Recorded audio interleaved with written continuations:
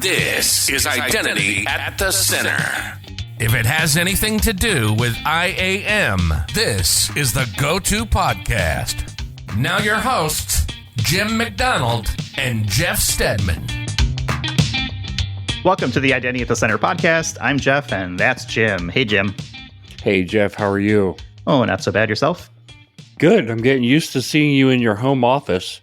Obviously, We're on an audio-only podcast, but we have cameras on, so I can see you're at home. You've been home for like 2 weeks in a row. This is really weird. Only 1 week. So, yeah, I'm home this week. I was out last week, but I think I was able to record from home. So, and then I hit the road for the next, I believe it's at least 8 weeks in a row that I'll be gone.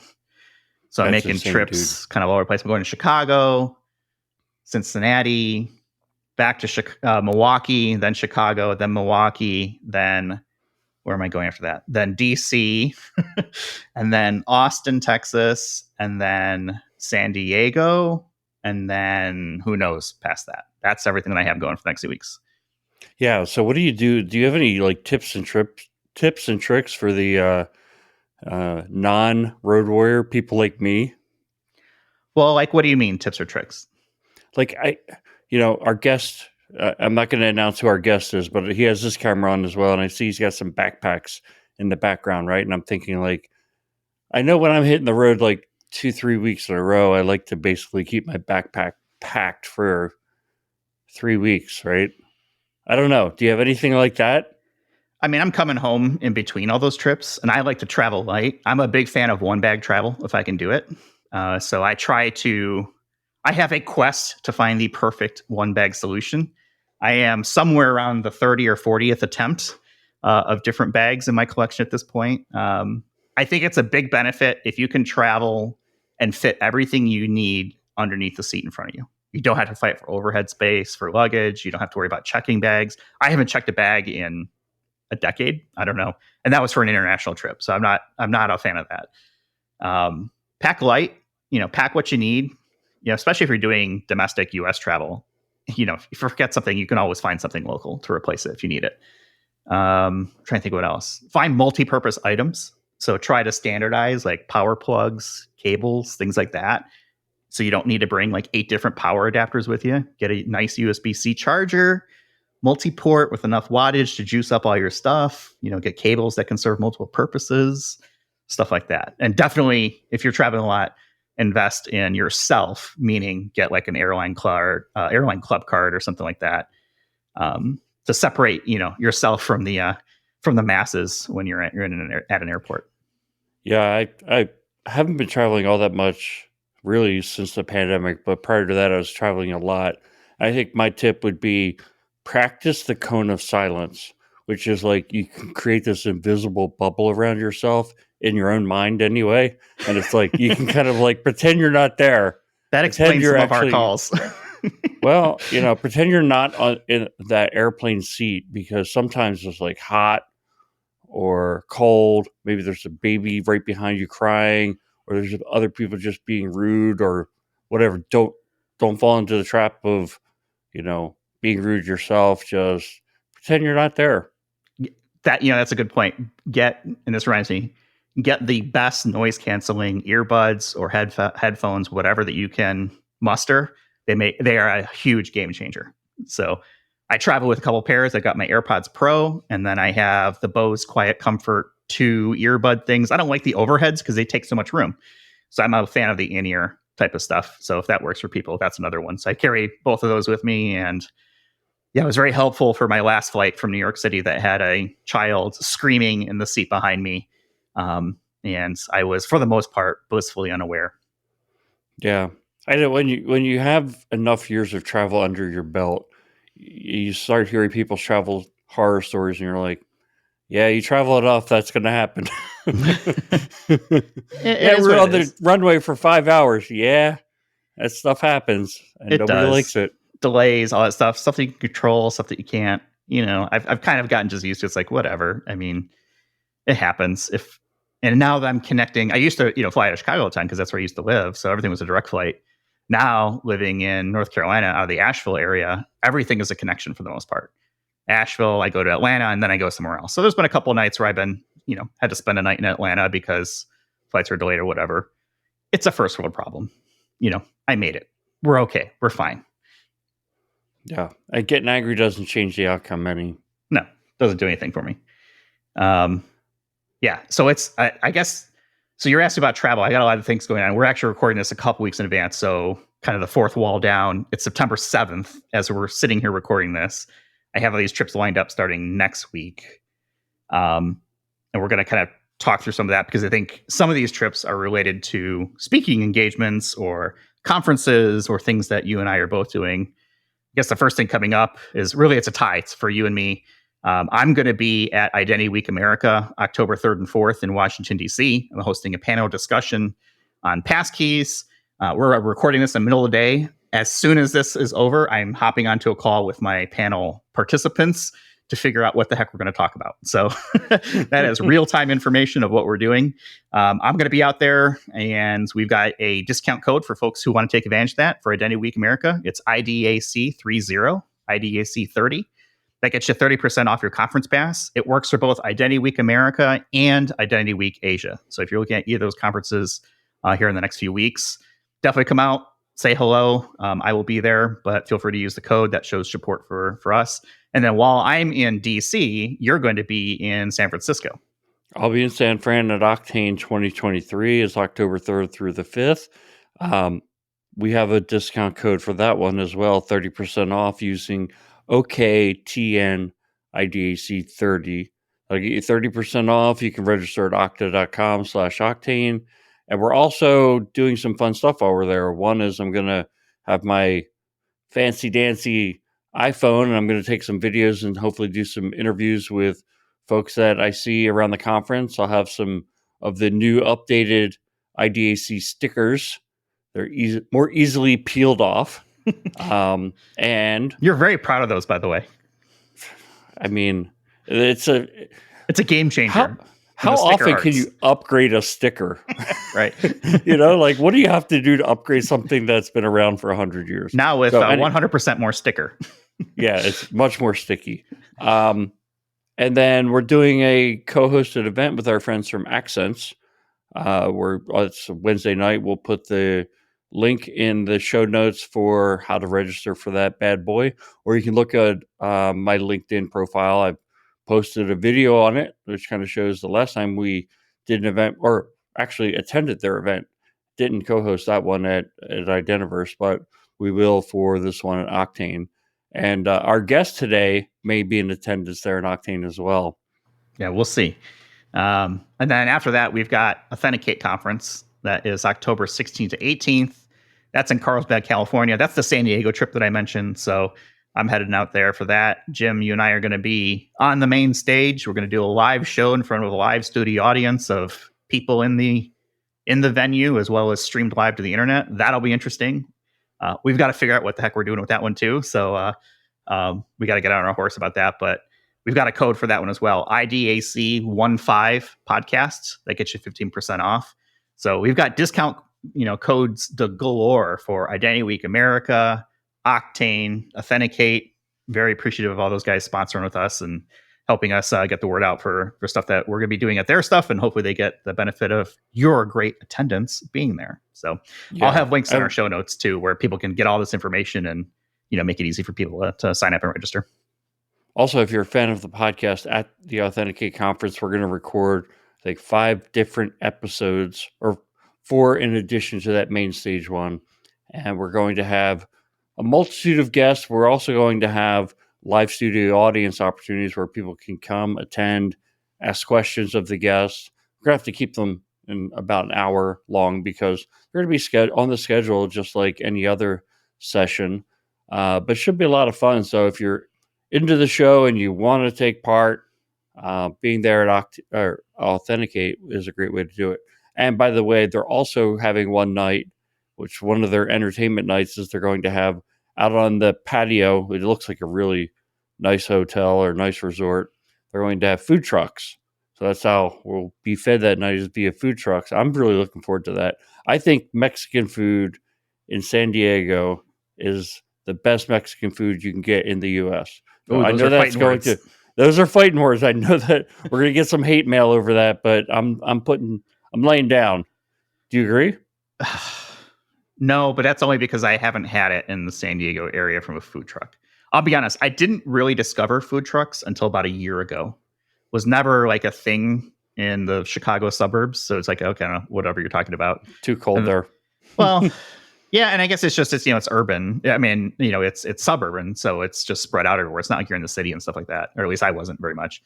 Now, having lived in Asheville for a little over a year, there is a huge food truck scene because they're constantly going between all the different breweries and different things. So I'm all in on the food trucks. A good food truck, mwah, chef's kiss for sure. Am I willing to go and say that San Diego area has the best Mexican food out of a food truck? I don't know. I'll happily take the challenge. I'll throw away the food truck qualifier. I'm just saying it has the best Mexican food. But what about like Chili's? We'll leave it at that, folks. Episode over.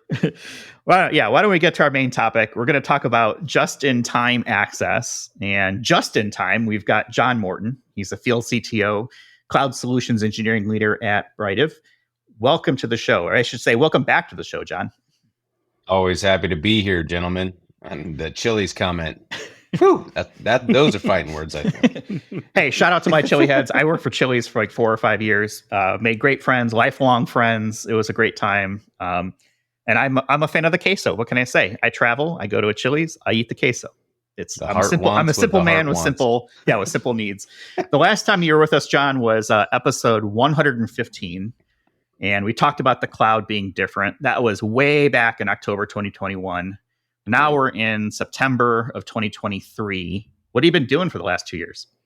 That is a great question. And surprisingly, I've been diving into exactly that. Not just cloud usage, but actually like digital transformation. And I've been working a lot with customers, getting to know them and understanding what are they doing there that's so radically different that traditional tools just don't fit. So a lot of conferences, a lot of, customer engagements. You all mentioned some conferences we all may be used to in identity, but we're talking things like Google Next, AWS reInvent, KubeCon, a Kubernetes specific conference, DevOps days, these sort of conferences I've been attending and really just learning from customers or what are they doing and how are they doing it? So that's it.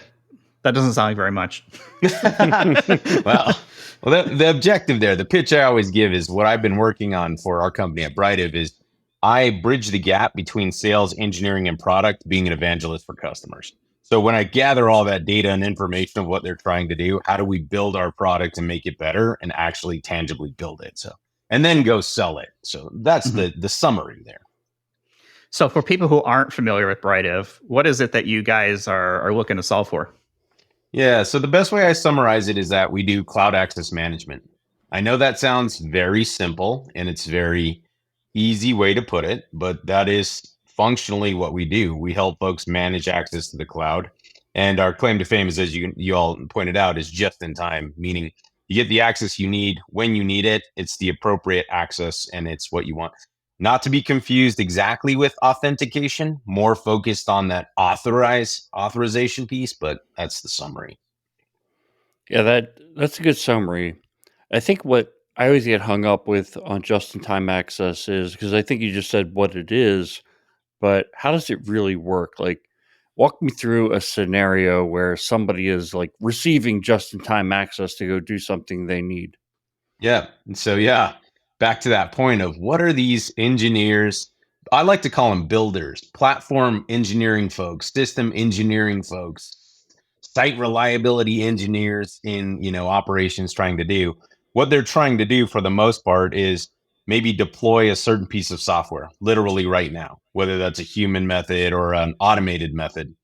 What they've learned over time is you don't have to have static credentials that have static permissions like a domain admin to add someone to a security group. You can actually do it pulling the levers of APIs. I can put Jim McDonald in security group A for 5 minutes. He does his job and I take him out. That's the simplest way to break down some of that complexity. That makes a lot of sense. I think that, one of the biggest shortcomings we have is over provisioned accounts laying around that, even if you feel like you've got all the safeguards and controls around those accounts, it's an unnecessary risk to have an account out there that has all these permissions that's not being used. But it brings me back to, I think, the terminology that I was hearing a lot a few years ago was zero standing privileges. And my question is just-in-time access and zero standing privileges, are they exactly the same thing? They go hand in hand. They go hand in hand. So what's always tough for customers, I've been doing this now for 3 years specifically, is everybody says they do JIT. And JIT can literally mean, hey, Jeff logs on right now, creates an account for me right now, and he puts me in the group right now. That qualifies as just in time, right? That is radically different than zero standing privileges, where you may have an existing user account and you get the access you need being put into a group, for example, and taken out. The zero standing privileges there is your account has zero standing privileges. So marketecture is my favorite term for that. Makes it a little confusing about the two. And it's the operations team who really can break it down for you even better, if that makes sense. But it seems like the accounts that we're talking about are of the privilege variety. It makes me think of privilege access management, or PAM. I'm wondering, is what we're talking about like PAM 2.0? Because we've done episodes where we said PAM is dead. I wouldn't say PAM is dead, because that hurts a lot of people's feelings. What it is access is being looked at in a new way, right? Why does it have to be privileged access when you can manage access this way? A better way to look at it is, I always say, from the resource up. It should be the resource that dictates the level of privilege. And, that's a new way to kind of look at things if you are biased like I was for a long time in IAM, where what I mean is, like, a developer may say, I need access to an EC2 instance. That's a resource. It's a bucket where you store data, EC2. They don't care how you get there.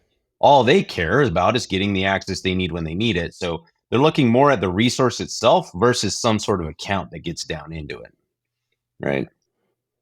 So John, I'm going to ask the question very open-ended about what business problem this solves, but then I do want to get into specifics depending on your answer. So what business problems does just-in-time access solve? Oh, now that is my absolute favorite, Jeff and Jim. This is where over the past 2 years working with operations and builders, I've been so relieved working with them, because there are a lot of shops of yes versus working with traditional identity and security that are shops of no. What does that mean? Operations teams, platform engineering, system engineering, they get paid to do things like, we're recording now. They get paid to keep the platform up, right? They get paid to make sure when we access it, it's there. The KPIs for the business are driven by functional operations of organizations. The last thing they want is to be slowed down in doing their job. So a lot of the KPIs revolve around it, and they report up to the CTO. So what we do is we help remove a lot of the complexity of access so they can do their job. Simply put, they are begging, please remove the complexity so I can do my job. Because when you think about things like least privilege, privileged access management, request workflows, that is complexity. The business value of what we're doing is we're streamlining that process by giving these builders a self-service opportunity that has security guardrails. So it's win-win. The builders get what they want. They do things fast, and there's security involved because we have guardrails with JIT, and we really enable them to build fast. That's a great answer. I can't think of an organization I've worked with in the past decade or so that doesn't have cloud infrastructure, cloud applications. And I think we're talking a lot about how to do these things, how to manage these privileges for the cloud. But what about on-prem? A lot of these organizations still have servers and data centers, and they might call it like a hybrid cloud, but the reality of it is it's still on-prem infrastructure. You are absolutely correct. So one thing I like to remind people of too, just to take one step back, is when I talk about the cloud, I really hate, it was a joke that came out maybe 4 or 5 years ago where somebody said the cloud is just someone else virtualizing your data center. That is not the cloud at all. The cloud to me, when I talk about AWS or GCP, is actually a new operating system. It's not somewhere where you virtualize servers. It's a brand new operating system that has its own functions. So what they did there is they built capabilities like ephemeral access that made it easy. So the hardest thing we deal with at Britive is your exact point. You can do all these fancy, fun things in the cloud. Why can't you do it on premise? Well, there's certain limitations. There's traditional networking, traditional directory structures, file structures. You have these beautiful firewalls that keep us out. So we're slowly bridging that gap back to on-premise, where my use case still applies. On-premise, imagine if you can put someone in a security group for 5 minutes and take them out. That's the simplest way to think about it. Now, when you add on the layers to it, you have to have some sort of agent that runs in the environment that can do this job that you would have done manually. That's where it gets a little fun. But we are seeing these capabilities expanded with certain tools like Kubernetes, with certain capabilities like robotic automated processes, things like Jenkins, things like Terraform. So the cloud world is slowly being begged to go back to the on-premise world. We're just nobody is 100% there yet. Yeah. There's just such a variety of use cases and legacy systems and things like that.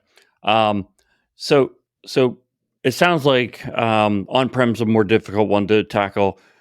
In terms of the types of systems, are we talking about apps? Are we talking about middleware, infrastructure, or is it all the above, platforms as well? Yeah. Now that's so I always talk. Here's another thing I like to talk about is a cloud journey, right? A cloud journey. You just nailed it very eloquently, Jim. So a lot of folks, they will start with, let me just virtualize some of these hardware servers into the cloud. Very basic stuff, right? So at its Like core, lift we're and managing shift. lift and shift. We're managing the platform. But anybody who goes on a digital transformation knows that's the tip of the iceberg. You want to use these new operating systems, like I mentioned, and get that going. So what we'll see is it's a really diverse set of what they're going for now. A little bit biased here, but there are certain organizations that are on the bleeding edge of pushing operations faster. Retail, for example, they get paid when you go download stuff off their app and purchase stuff through their apps. They're a lot farther in your case, Jim, of where are we at? You go somewhere else like insurance.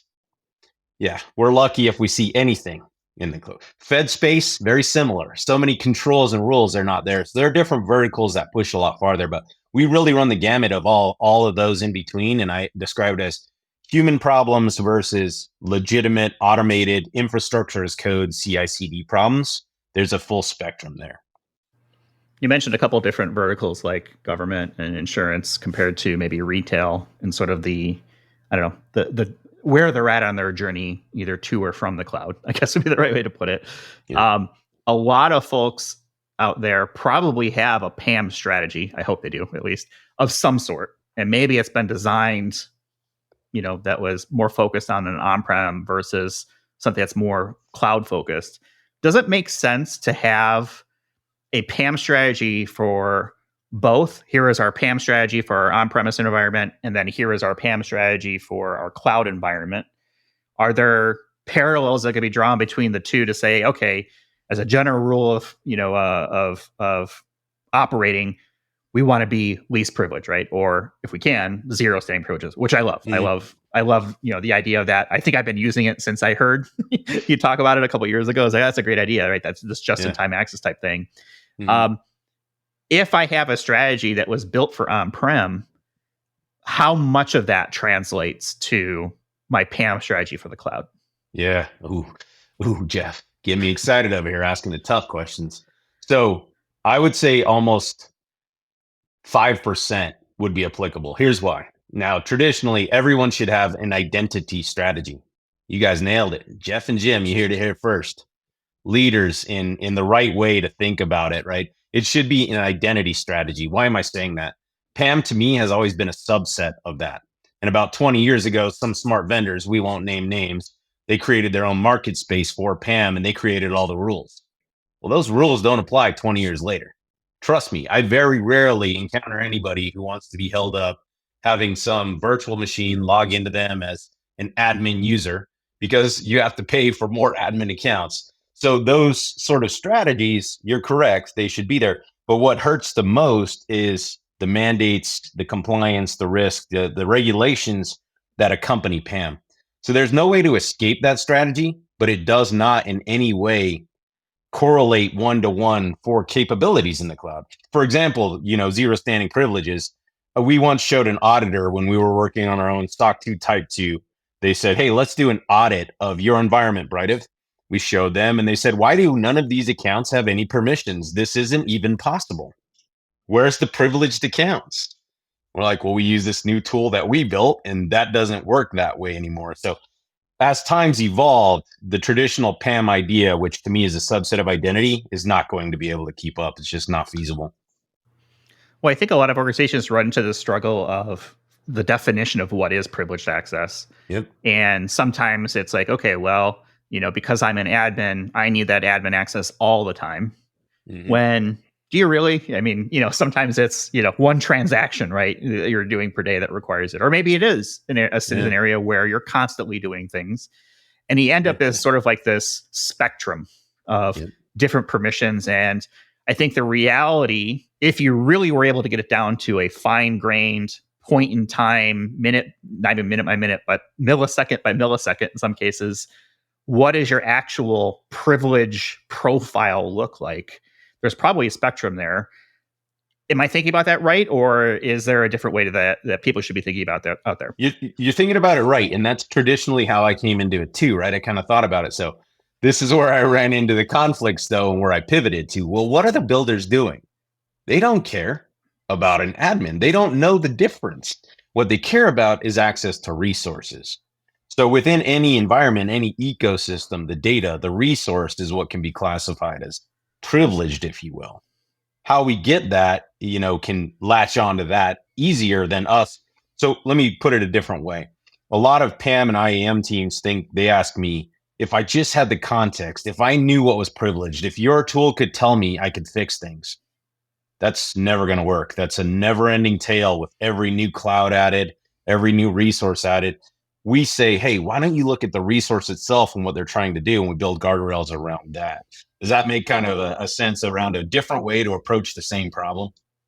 Yeah, I think so. I think it's difficult in the real world sometimes, right? It's how responsive are your identity systems in being able to manage that is typically the challenge I see, because the traditional method of doing this is, I go into a vault.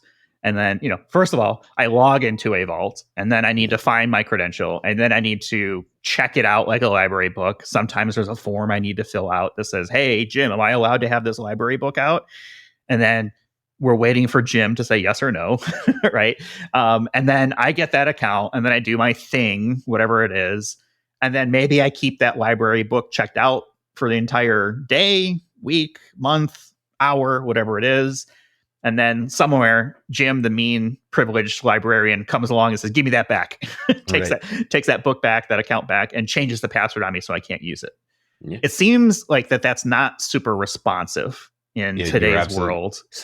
and I'm thinking about this just-in-time access is very, in my mind, it's going to have to be very data-driven, but it's going to really be a different way to think about how can we actually deliver on that promise of JIT.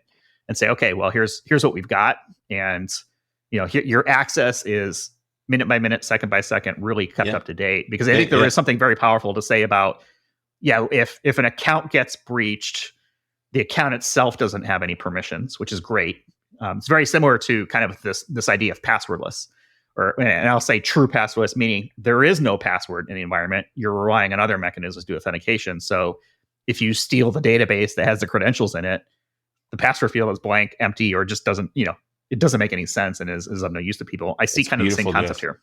Yeah, so it's exactly that. Just to add, I like to say better together. To add to what you're saying, right? The better together story is, if you looked at it this way, and when I talk to my customers, we don't have the context as identity practitioners of all these vulnerabilities. The simplest way we can do it is say, we have a production environment. The developers or builders have the context of what they need. What if we allow them to have self-service to what they want with security guardrails? To your point, the security guardrails being, you can build your own access in this environment and you use JIT. and you use our policies and you plug into the SIM and you plug into SSO or MFA, that is exactly where we're fitting. We don't know what you're trying to do. We want to give you the guardrails to build it to be the most effective you can. That is amazing our customers specifically, that's what they're buying into.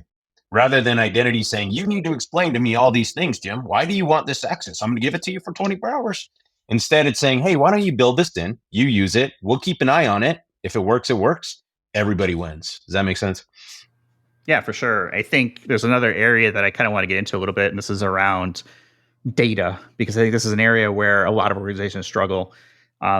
Back in the old days, in quotation marks, there were things like data lakes with Hadoop, things like that. And it was still very much role-based access, to some degree, maybe some attribute-based access control.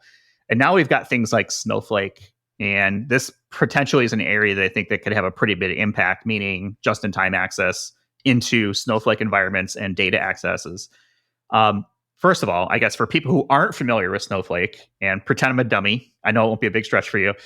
What is Snowflake? And then talk about the impact that something like either JIT or zero standing privileges might have on a solution like Snowflake. Yeah, excellent. And I love these folks. Never think anybody's a dummy. I get excited about it because I had to start, somewhere. So when I think about what Snowflake is, so when I started out, I used to be in finance before I came to the vendor side like 10, 12 years ago. And everybody knows what a DBA is, right? Everybody knows what a database is, hopefully. You store data in it, you reference it, you need it for everything, right? That's how most systems, information systems work. It's not really that much different. Where Snowflake changed the game was in just charging pricing model. I know I'm not making this like a business conversation, but it's actually pretty important.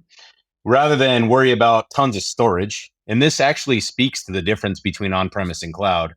Most of the time when you worried about, and I like to speak like a CTO because it's business value. When you have an application that references data and databases, you used to get charged by storage. The more data you stored, the more expensive it was. What Snowflake did is they said, that is a bad idea.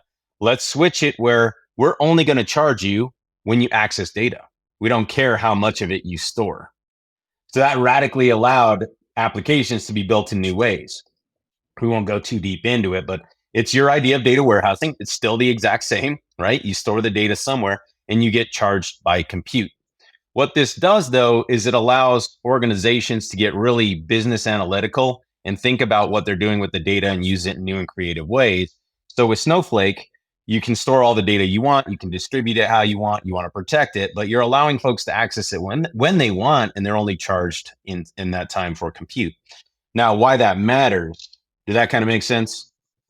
Yeah, I'm thinking in my simple brain, almost like a vending machine. You've got a stock of soda inside the vending machine, and you're only paying for the things that you're pulling out of that vending machine. 100%. Rather than paying for keeping that vending machine alive and stocked and full where you may not use it all the time, I only want a couple sodas. So what that does, though, from a security perspective, is it's a little scary to traditional security practitioners because now you have new ways of accessing Snowflake. Tools like Jupyter Notebook that data scientists use. So to your point earlier, Jeff, guess how they access this data? They have one set of login credentials. They use it in these robotic processes, and they fetch this data all the time.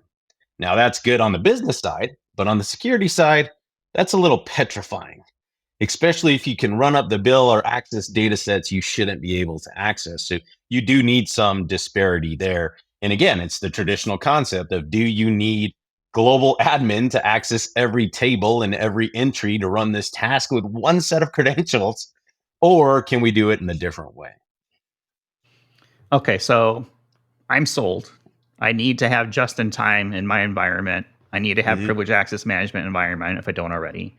One of the challenges I typically see this is around this concept of accountability versus ownership and responsibility of delivering these services out to, to the environment. Who runs privileged access management within an organization? And part of that would be things like services like just-in-time or zero standing privileges or traditional PAM, right? That might be like a vault or things like that. Yeah. Because I feel like typically InfoSec teams like to get their hands in there and say, okay, here's my tool, right? And you developers need to use this. Yep. There's another school of thought that's like, oh, well, it's the engineers are going to be using it. Maybe they should own it. And information security maybe provides some guidance or, some oversight over how it's used, right? Things like that. Yeah. Maybe it's someone else. I don't know. Like, where do you see this I won't say battle, but this discussion taking place?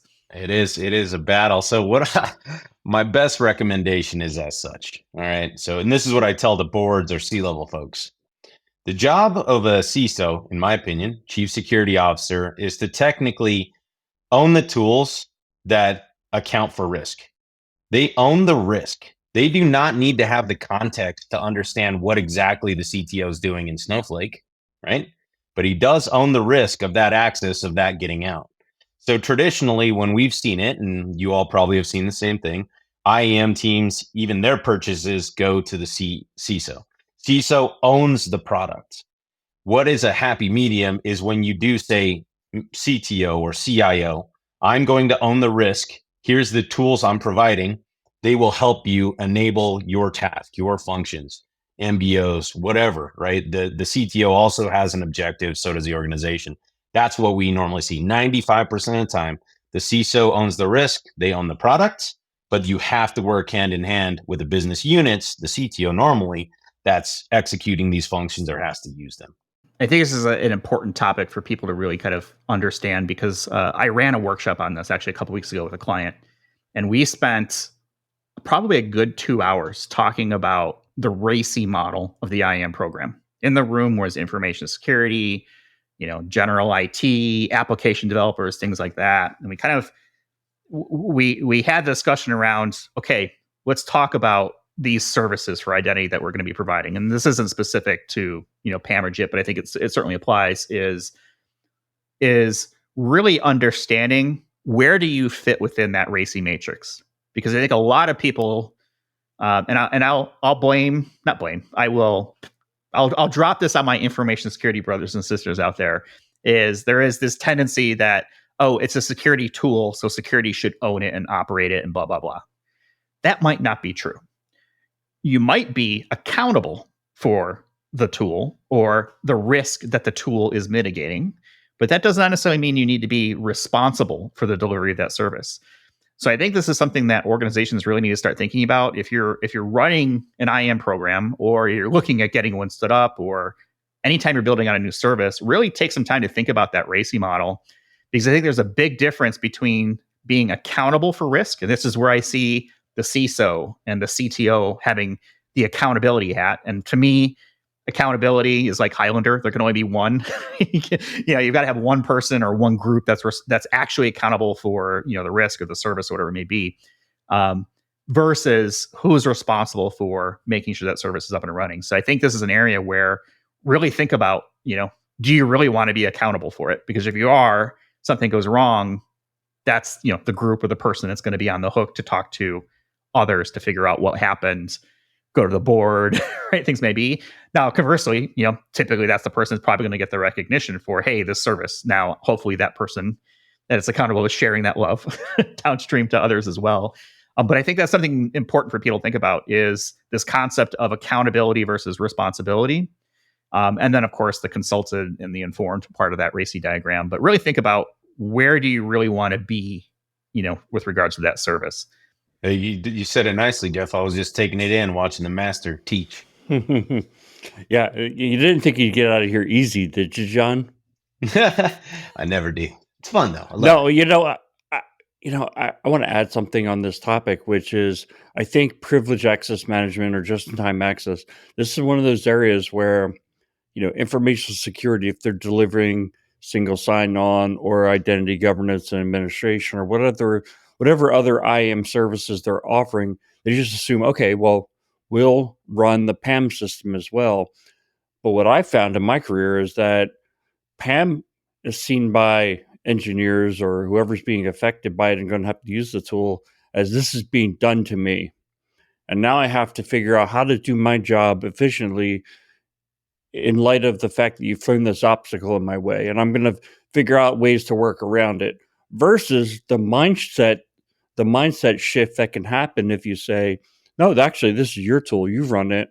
And now you can't skip a step, which the step is, if you go into an organization and the engineering team thinks, oh, well, John and Jeff have worked here for 20 years. They're my best friends. They would never try to rob the company or do something bad or become an inside threat. We trust each other. We share passwords. We do. If that's the mindset, no, you don't get to run the system, right?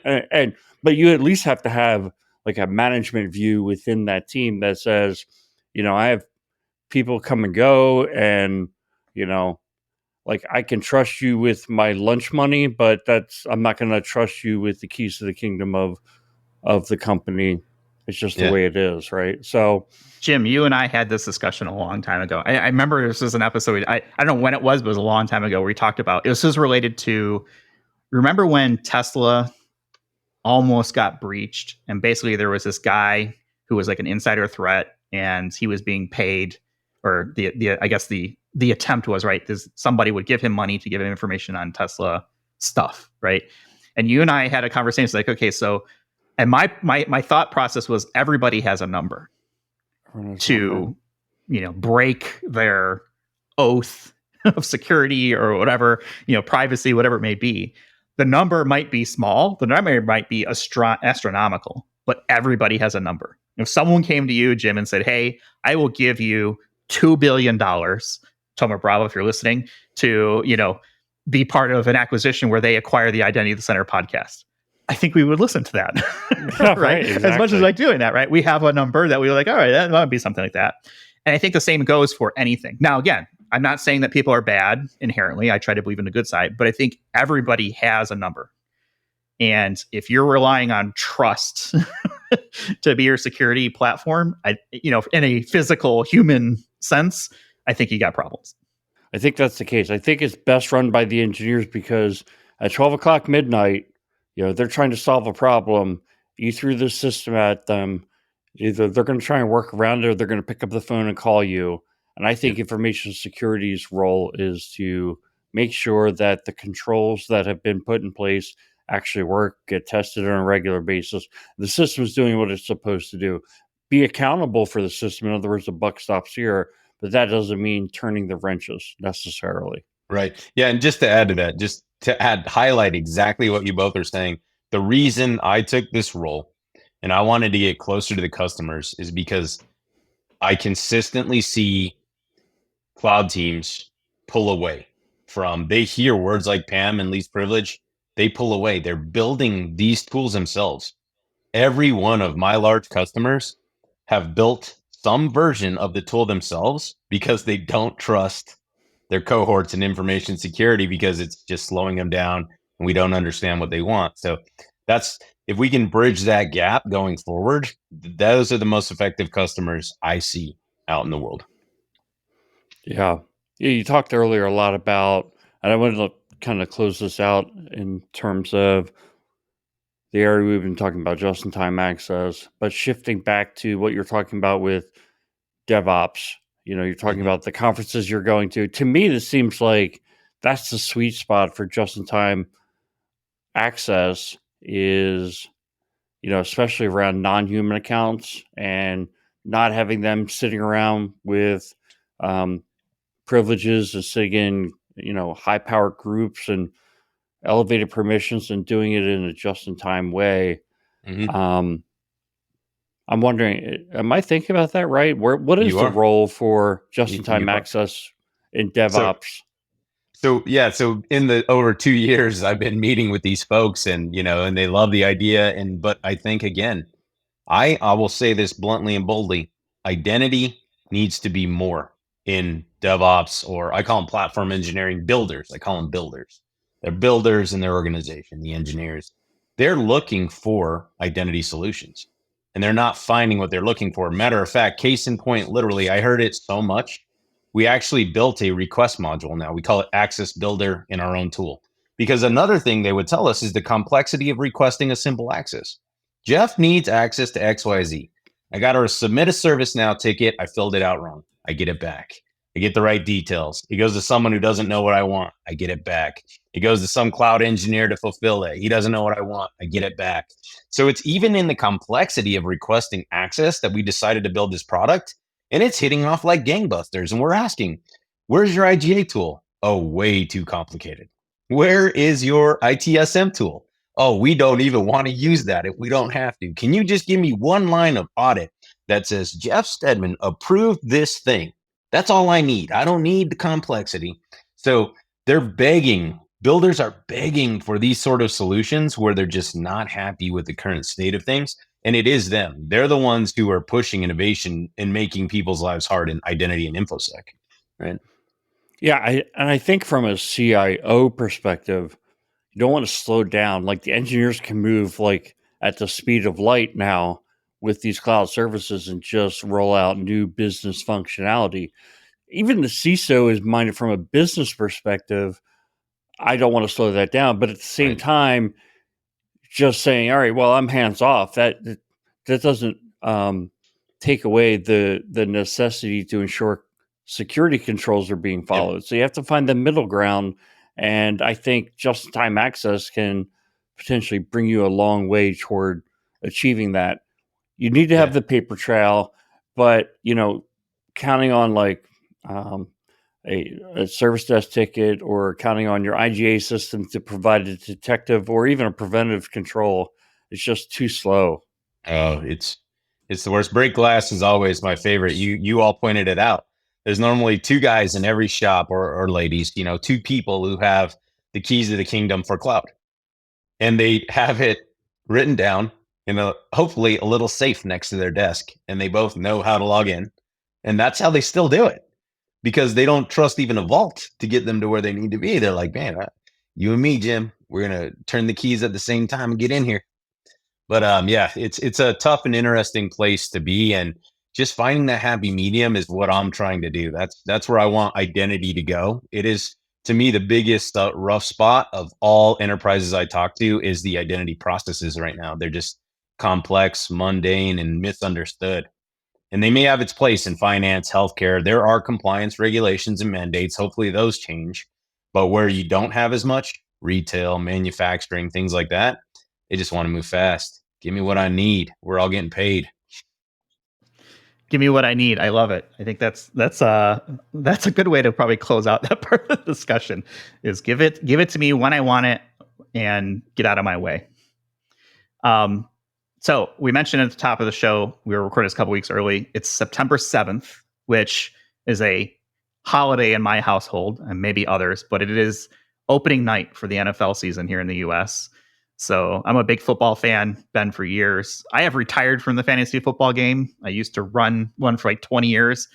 I haven't done that in a long time. Now I can actually sit and actually watch a game and enjoy it, rather than watching the little ticker at the bottom that says, so-and-so scored a touchdown or receiving yards or passing yards, whatever it may be. So here's what we're going to end on a lighter note today.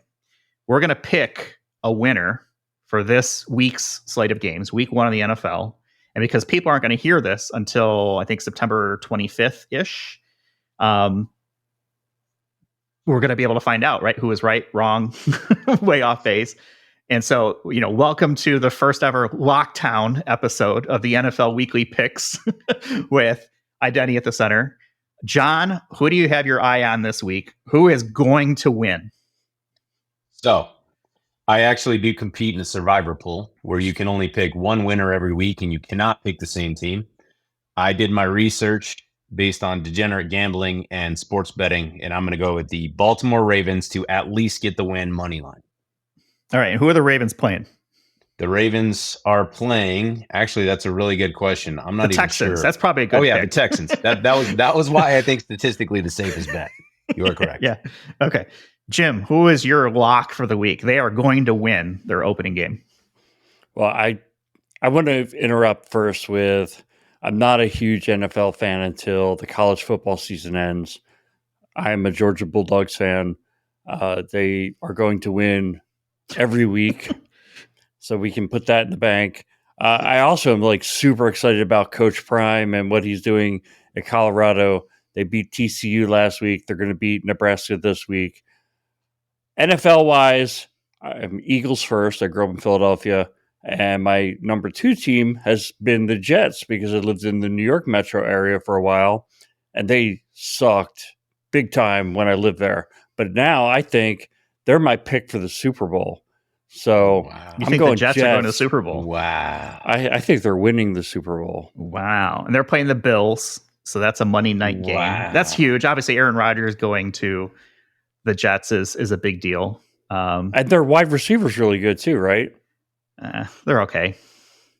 I thought like the one guy was like superstar. I don't know. Like it's not really my Not your cup of tea. expertise. So you're I going feel with the like Jets. Well, you're going saying you're bold, picking the picking Jets bold. for the Super Bowl, though. Who's To win the winning Super this Bowl. week? They're going to play Eagles. the Buffalo Bills. You're picking the Eagles over the Patriots. Yeah, that's a safe bet. Okay. Yeah. All right. So my two teams are the 49ers and the Bears. 49ers play, who do the 49ers play? The Steelers, who are bad. They should win that game. But this is about passion, about feeling. I'm going with my Chicago Bears. Aaron Rodgers is out of town, and the Packers are coming in to Soldier Field. I'm going Bears, baby. I've drank the blue Kool-Aid, the blue and orange. Bears. Lock it in. Yeah. We're done. Wait, how many wins did the Bears have last year? I had a few. I was just checking. Okay, a few means 3 or more. They have more than that. I think so. Here's the excitement in Beartown. It's we're not facing Aaron Rodgers or Brett Favre for the last 20 years. So there's actually a legitimate chance now that I think the Bears can finally start to show some progress against the Packers from a win percentage. I think it's neck and neck. I want to say the Packers took over like a 1 or 2 game lead in the last couple of years, but historically it's been like, 700 and 700. They've played so many games against each other and it's been pretty even, but I feel like this is the year the Bears turn the corner, mostly because they're not facing Aaron Rodgers again. Feels like you're trying to talk yourself into this one, but that's okay. Hey, So you're saying there's a chance. I'm saying there's a chance. All right. We'll go and wrap it up for this week. John, thanks again for coming back on the show. Yeah, thank you really all. appreciate the time you spent with us. I'll have links to your LinkedIn and to the Britive website, britive.com, so you can learn more about what John's been working on and some of the cool things that the Britive solution does. We'll have links to all the different conference things that we talked about early on. So things like Identity Week America, our discount codes for that, Octane, our discount code for that, Authenticate, our discount code for that. And of course, you can always connect with Jim and I if you've got questions, comments, concerns, football picks. We're still looking for people to send pictures of Whoppers candy to Jim because that's his favorite candy. And we'll go ahead and leave it for this week. You can find us on the web, idacpodcast.com, Twitter @IDACpodcast, Mastodon @IDACpodcast, @infosec.exchange. Hit that subscribe button, like, share, whatever you want to do to help us out, get the word out for Identity Center and the gospel of identity and access management to others is always appreciated. So we'll leave it for this week. Thanks everyone for listening, and we'll talk with everyone in the next one. You've been listening to Identity at the Center. We hope you've enjoyed the show. Make sure to like, rate, and review. And we'll be back soon. But in the meantime, hit the website at identityatthecenter.com and find us on Twitter at IDAC Podcast. See you next time on Identity at the Center.